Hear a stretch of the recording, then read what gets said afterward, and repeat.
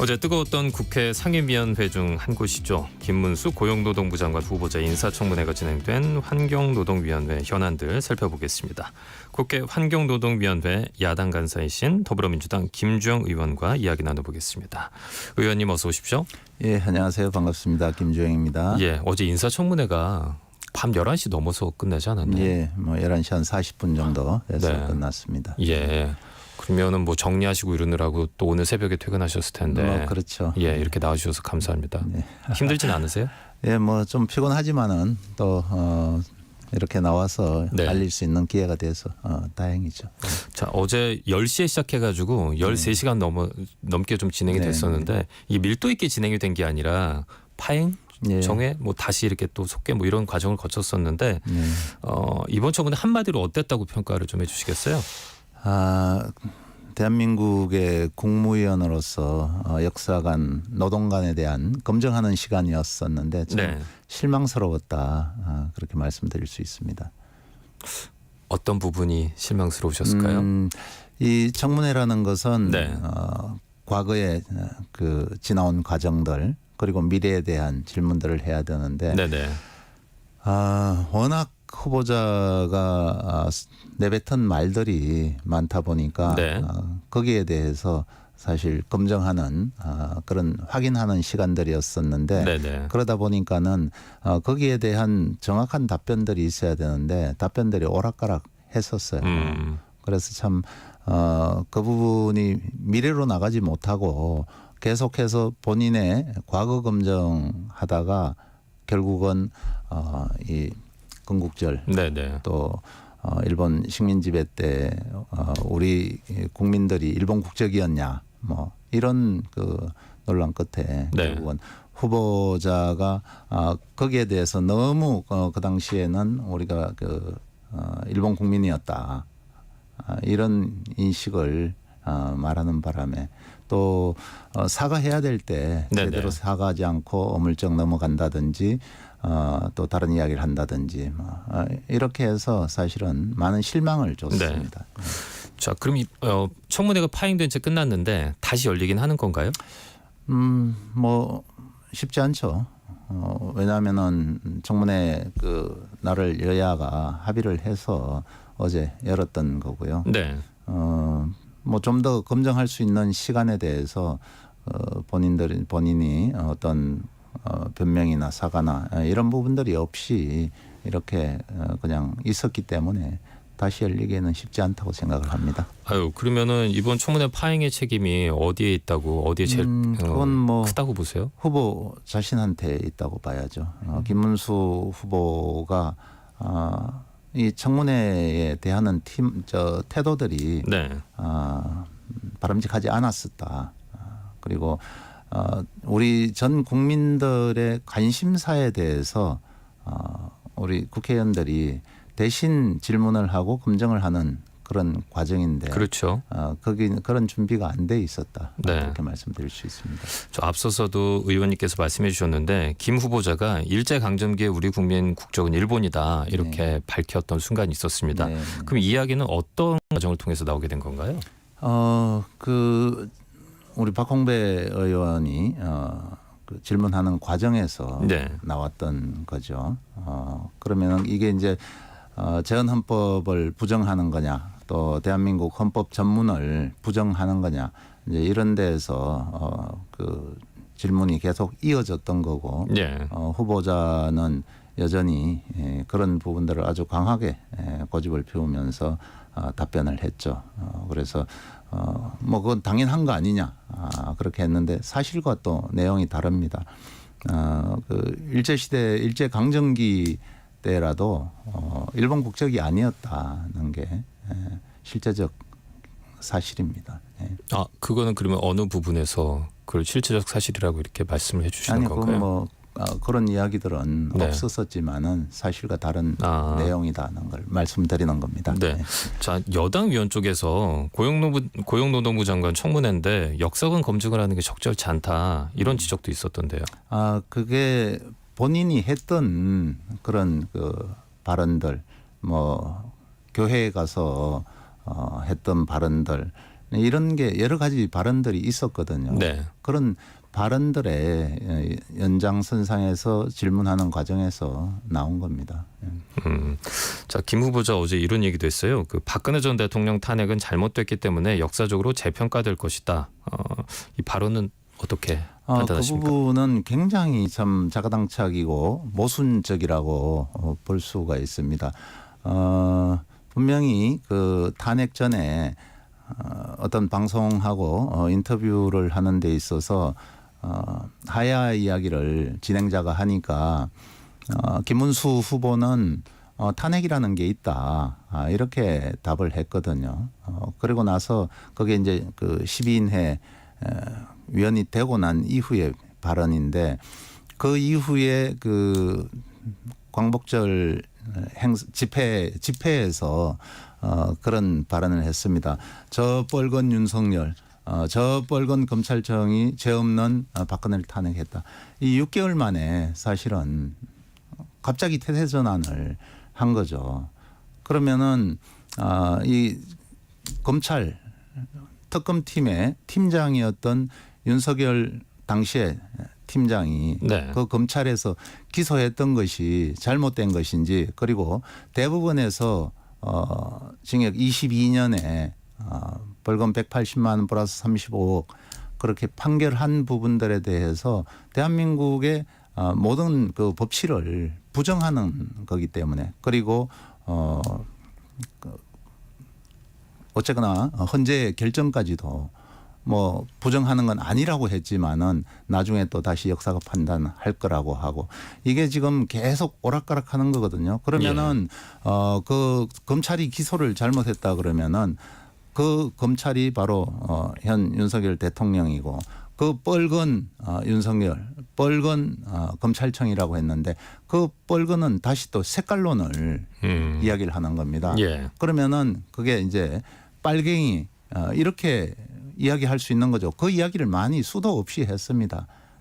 이미 본인은 처음에는 그 하야에 대한 질문을 했었는데 탄핵으로 가야 된다고 그렇게 답변을 했다가 갑자기 이렇게 태세 전환이 된 것이 돼서 일반 국민들은 많은 의구심을 갖고 있죠. 이해도 안 되고요. 자, 그러면은 그걸 이제 그 김 후보자 본인이 말씀하신 과거였었고 예, 그 그렇죠. 부분에 대해서 이제 그 질문이 있지 않았겠습니까? 그 예, 발언에 대해서 지금 뭐 어떻게 생각하느냐? 여러 어떻게 답변을 여러 하셨나요? 의원님들이 네. 질문을 했고 저도 질문을 했습니다. 그러나 이제 그런 부분들에 대해서 박근혜 대통령은 무죄다. 뭐 돈 한 푼 안 받고 깨끗했다. 박근혜가 유죄라면 나도 유죄다. 뭐 이렇게 발언들을 했고 과거에도 그런 발언들을 했거든요. 그러면은 대한민국에 이 기소했던 검찰과 또 판결을 내렸던 대법원 그리고 헌법재판소 탄핵에 관한 심판을 내렸던 헌법재판소 이런 데가 다 잘못됐다는 거죠. 그렇게 하면은 대한민국 이 법을 송두리째 부정하는 거나 마찬가지입니다. 예. 그래서 이 장관이면은 대한민국의 국무위원입니다.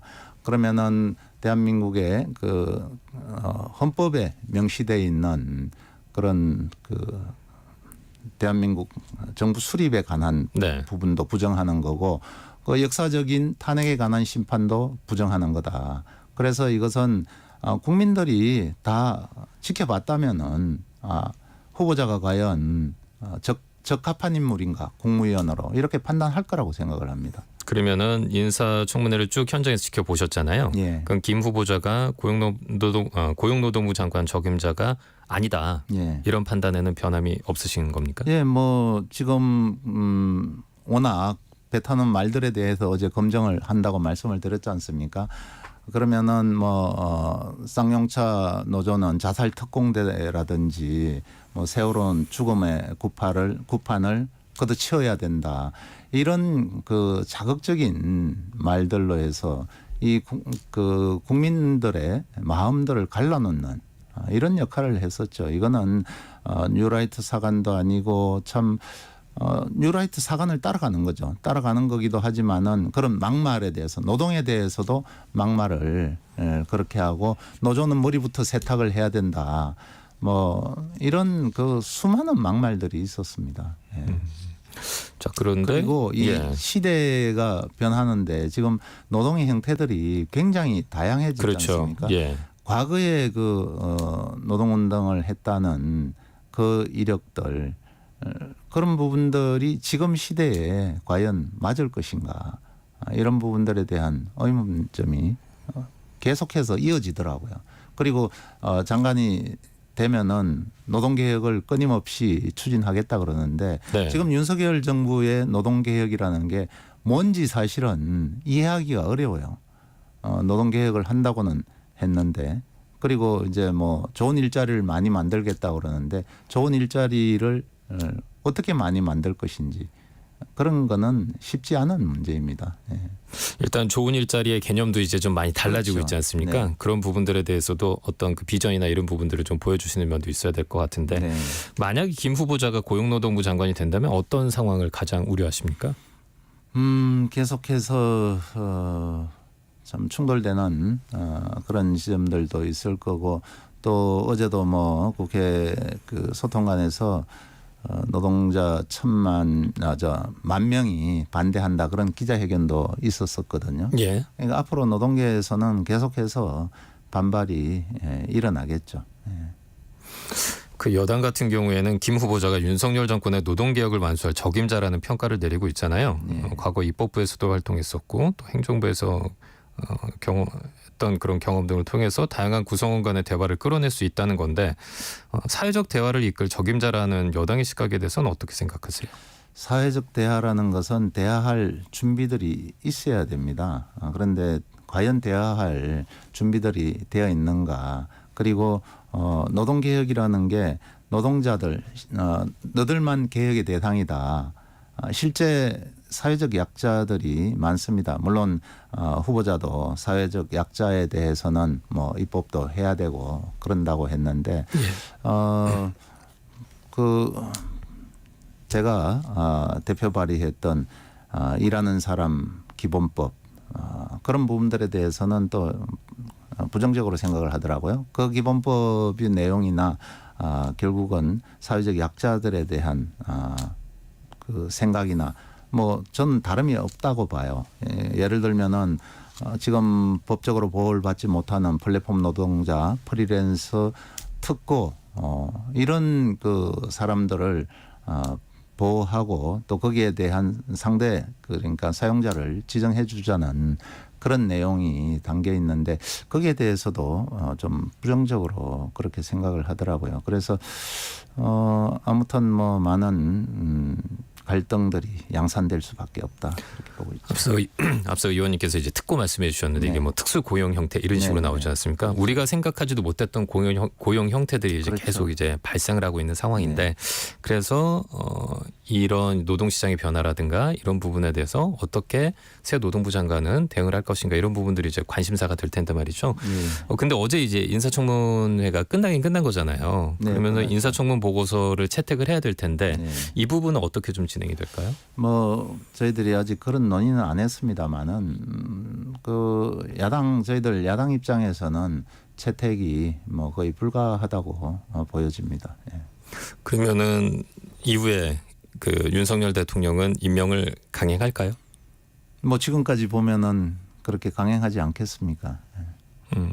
자, 이러면 이번 주에 이제 윤석열 대통령이 노동개혁 성과와 방안 등을 포함해서 국민연금, 교육, 의료, 저출생 등의 핵심 국정과제 추진 성과 그리고 그 살펴보고 향후 계획을 또 발표를 하게 될 겁니다. 국정브리핑에서 직접 설명할 예정인데 구체적으로 어떤 이야기가 나올 걸로 보세요? 글쎄요, 뭐 지금 전부 사실은 어려운 과제이기도 하지만은 국민연금 개혁 같은 경우에는 그 지난 21대 국회에서 마무리할 수 있는 좋은 기회가 있었죠. 예. 우리 당에서도 양보하는 그런 안도 냈었고 당대표도 직접 그렇게 마무리를 하자고 제안까지 했지 않습니까? 근데 이제 그 교육 뭐 연금 또 그런 여러 가지 그 개혁에 대해서 사실 돈이 들어갈 저출생 문제라든지 돈이 들어가야 될 문제들입니다. 거의 뭐 그렇죠. 그러나 지금 세수 부족이 지금 뭐 일상화가 되고 있습니다. 네. 그래서 지금 모든 것을 줄여나가는 이런 상황이죠. 그러면은 그 세금을 어떻게 충당할 것인가, 그 재원을 어떻게 충당할 것인가. 지금도 지금 그 재정 적자가 일어나고 있고 세수 부족으로 해서 작년만 하더라도 59조 원의 세금이 덜 거쳤지 않습니까? 올해도 뭐 거의 뭐 그렇게 가지 않을까 그렇게 예측이 되고 있는데 그런 그 재원들을 어떻게 마련할 거에 대한 비전이 있어야 된다고 생각을 합니다. 그럼 만약에 그 현장에서 질문을 하실 수 있다면 마이크가 이렇게 주어진다면 어떤 거 질문해 보시겠어요, 의원님은? 저는 뭐 저출생 관련해서 네. 사실 많은 분들이 돈을 많이 써야 되는 쪽으로 다 나오고 있지 않습니까? 예. 뭐 나경원 국민의힘 지금 국회의원이 그 당시에 저출산 고령사회 부위원장 하다가 그 헝가리식 모델을 제안했다가 쫓겨났지 않습니까? 그 자리를 관두게 됐지 않습니까?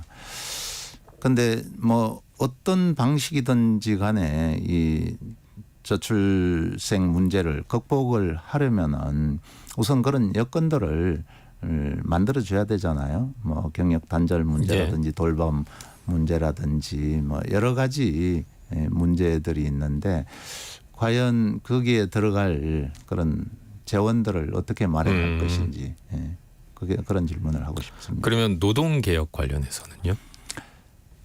노동개혁은 지금 저는 윤석열 정부의 노동개혁에 대해서는 노조 때리잡는 거 말고는 뭐를 했을까. 사실은 노조를 때리잡는다고 해서 개혁이 되는 게 아니지 않습니까? 우리 사회에 뭐 흔히들 말하는 노동시장 이중구조 개선 이런 문제들을 이야기를 하지만은 그런 노동시장 이중구조 개선을 위해서 과연 어떤 역할들을 했는지 너희들은 다 나빠 내가 하는 건 다 옳아 이런 식은 옳지 않다. 정말 우리 사회가 위기로 가고 정말 어려움을 겪어간다면 저성장 속에서 고용은 늘지 않는 아주 전형적인 이런 상태에서 과연 노동개혁이 이렇게 실체도 없이 노동개혁만 말한다고 해서 노동개혁이 될 것인가. 그러면은 대통령부터 또 국무위원들 우리가 먼저 우리가 개혁하겠다. 이렇게 하고 본인들 스스로 개혁하는 모습을 보이고 그러니 우리 노동자들도 같이 정말 이러이러한 문제점들에 대해서 개선을 해보자 이렇게 해야 되지 않습니까? 다 그 선진국들이 경제 위기가 왔을 때 사회적 대타협을 이뤄낸 바가 있습니다. 그것은 어느 한쪽의 희생만 강조해서는 될 문제가 아닙니다. 예. 자, 이번에는 좀 다른 질문을 드려볼게요.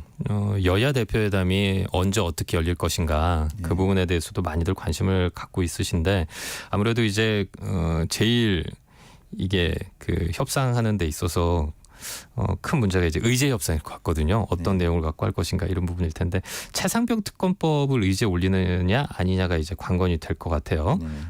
지금 이제 국민의힘 한동훈 대표는 민주당이 제시한 제3자 발의 시한에 대해서 굳이 따라갈 필요가 없다면서 정급하면 민주당이 대법원장 특검을 내라 이렇게까지 이야기를 했습니다. 향후 민주당에서는 이런 부분들을 어떻게 대응하실 계획이세요? 이거는 뭐 한동훈 후보가 한동훈 대표죠. 네. 그렇죠. 한동훈 국민의힘 대표가 그 대표 선거 때 제3자 특검법에 대해서 본인 스스로 이야기를 한 거지 않습니까? 네. 그러면은 이거를 야당에 넘길 것이 아니라 대표 스스로가 최상병 특검법을 내야 된다고 생각합니다. 그러면은 그렇게 계속 이제 압박하시면서 기다리시는 입장을 취하시는 건가요? 뭐 그거는 이제 또 뭐 지도부의 전략들이 있겠지만은 뭐 사실은 좀 생중계하자 좀 생뚱맞은 거잖아요. 거기서 이게 좀 이제 입장이 조금 변화가 있는 것 같긴 네, 하더라고요. 뭐 변화가 있는 것 같기는 한데 네. 그런 게 바로 이제 보여주기식. 뭐 우리 이재명 대표야 그렇게 한다고 해서 사실 뭐 생방송을 한다고 해서 전혀 그걸 뭐 두려워하거나 이럴 일은 아니지만 강점이 있다고 판단하시는 분들도 있을 것 같아요. 그럼요. 예, 예. 오히려 뭐 상당히 저는 강점이 있다고 생각을 합니다. 알겠습니다. 자, 지금까지 더불어민주당 김주영 의원과 이야기 나눠봤습니다. 아침 시간에 나와주셔서 정말 감사합니다. 예, 수고했습니다. 네.